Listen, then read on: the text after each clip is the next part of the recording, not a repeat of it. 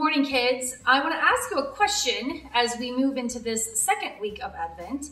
How many of you have ever had to wait?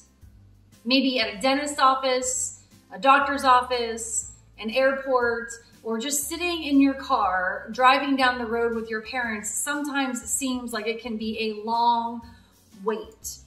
Well, I want to read to you this morning a passage of scripture from Isaiah chapter 40, verse 30. And this is what our scripture says today. Even youths grow tired and weary, and young men stumble and fall. So I want you to envision for just a moment as you're sitting in a waiting room, and maybe it looks something like this, a waiting room at a doctor's office. Or maybe if you like to travel to go see grandma and grandpa or aunts and uncles, it looks something like this, a waiting room at an airport.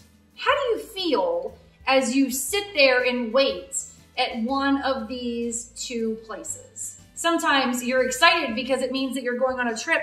Sometimes you're anxious because you know that there's a dentist that's not far behind those doors.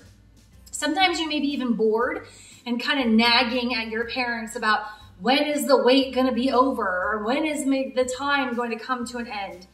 Sometimes waiting fills us with dread because we know what's coming. Sometimes waiting fills us with anticipation and excitement. But let me also ask you, what do you really accomplish when you're worrying about what's coming next? Nothing really, except for more worry. And for adults, maybe it's just high blood pressure. But you know that you can make a choice to not worry. We can sit back, we can take our time, and we can pray to God. We can have conversation with Him just like you're sitting there beside your best friend or having conversation with mom or dad.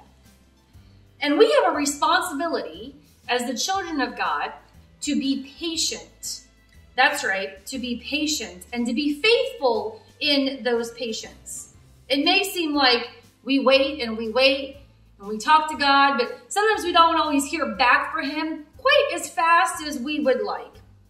But the Bible is full of examples of people who waited. Noah waited and trusted, and he took action and built that great big boat, that big ark.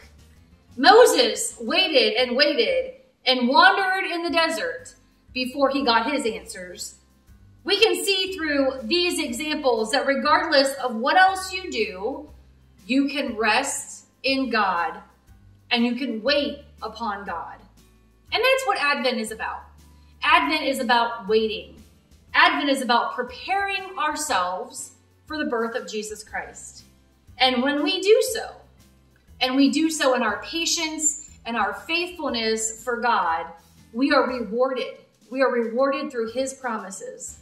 The Bible tells us in our scripture passage today from Isaiah that I just read to you, that even the youths shall faint and be weary, but young men shall utterly fall. If we continue with that passage, just one more verse, but they that wait upon the Lord shall renew their strength. They shall mount up with wings as eagles. They shall run and not be weary.